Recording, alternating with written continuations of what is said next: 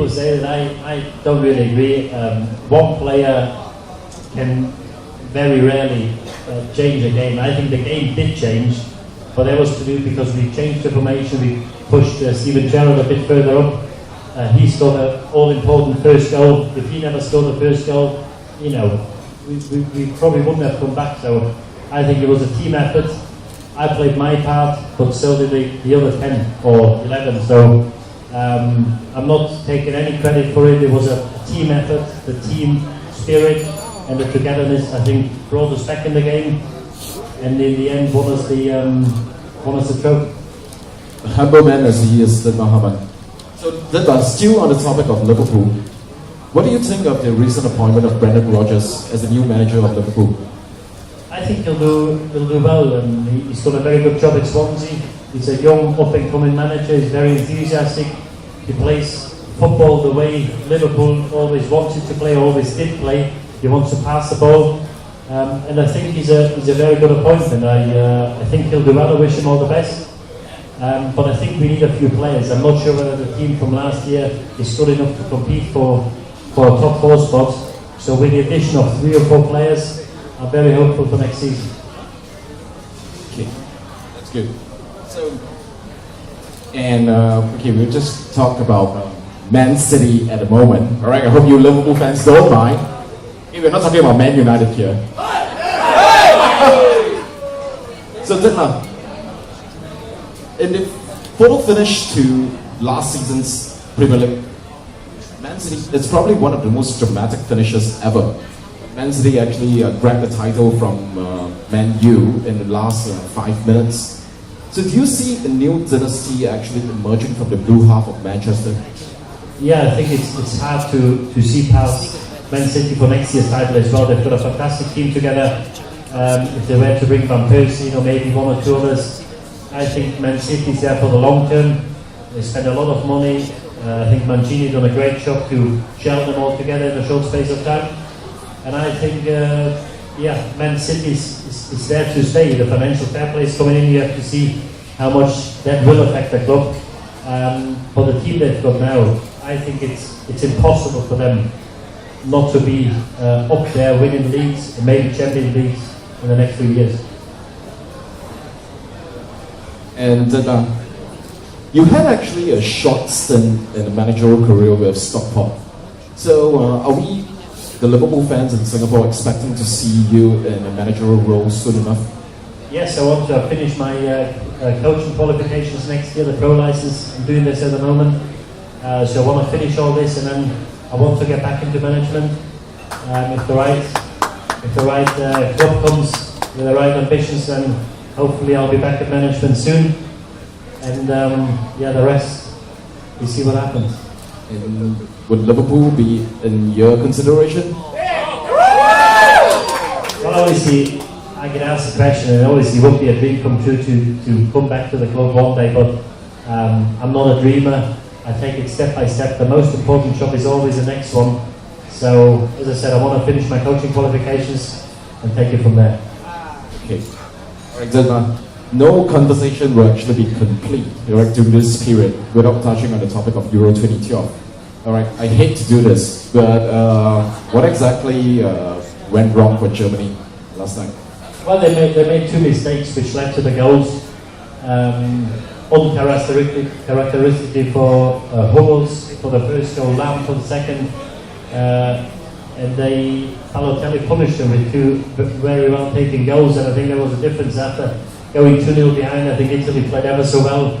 They defended like lions, and Germany never really looked like getting back in the game, and over the 90 minutes you've got to say Italy thoroughly deserved the win. And obviously I wish them good luck in the final. I don't think Germany can have any complaints. They didn't play to the level they did in previous games, and they were beaten fair and square. Alright, then do you think that the hoodoo of playing the bogey team of Germany, right? Because it's like, since now it's like 8 matches in competitive tournaments that Germany has never beaten Italy in history. Do you think that actually got the German players psychologically affected? I don't think the fact that Germany never beat Italy played a role, but I think what played a role is that Germany lost 4 major games now in the last 4 tournaments. They lost 3 semi-finals now, 1 final, 2 against Italy, 2 against Spain. And I think this plays on their mind because I don't think it's a coincidence that every time when the going gets tough and it goes into the latter stages of the tournament, the team falls short. So I think mentally the team is not as strong as it has to be to win major titles. On top of that, there's a lot of Bayern Munich players. They lost 2 Champions League finals in the last 3 years, and I just think it's not a coincidence. I think psychologically there's a problem there. They haven't got that last little bit of belief or mental strength to go all the way. This is why they come up short. And touching on the topic of Andre Pirlo, he was fantastic last night as usual. His renaissance and his international career could go down as one of the fantasy stories of Euro 2012. So how do you see Andre Pirlo stepping up his game against Spain in the finals on Sunday? Well, I don't think he needs to step up. He just has to play the way he did in the last few games. He's been fantastic again yesterday. He plays the game at his own pace because he's always a step ahead. This is what good players do. He always knows what's happening next. And he's got players around him who work for him because he's not the quickest anymore, he never has been. And he's got players who cover the ground for him. And it would be a fantastic story if it's probably his last tournament. If he were to finish, if he could add the European Championship to the World Cup, which he won in 2006, would be a fantastic story. And he's the heart of that Italy team. They've got a lot of very good players in the team, but Pirlo makes them tick, and he's been outstanding in this tournament. So Dietmar, who's your team of Euro 2012 to now? Your team of Euro 2012 so far. The team of your the best tournament. team. Your best team. Well, I've got to say, I had a soft spot for Portugal. I think they've, since they lost the game against Germany, I think they've been fantastic. Ronaldo's been outstanding. He's getting criticised a lot, but I think he showed what a good player is in this tournament. And I think they've been a bit hard done by and a bit unlucky not to get through against Spain. I think over the 90 minutes they were a better team. Spain was better in extra time, and to lose on penalties is always a cruel way to go out. But I'd say Portugal, and on yesterday's performance, I've got to say Italy, you have to admire the way they played, the way they defended. They look at a strong unit, and we know how much team spirit, how important it is. It goes a long way, and I've not seen a team performance as complete and as good as from Italy in a number of years. So I'd go Portugal up until the semi-final, and since yesterday I go Italy. And your player of the tournament? The player so far? The most outstanding player?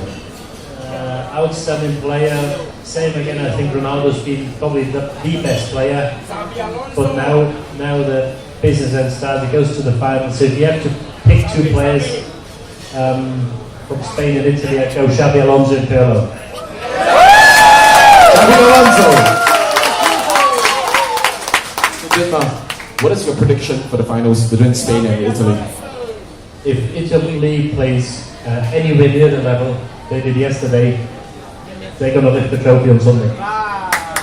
So, okay, you guys, you heard it from the man himself, Italy to lift the trophy if they play well. Alright, ladies and gentlemen, could I put our hands together for another round of applause for Dietmar Hamann?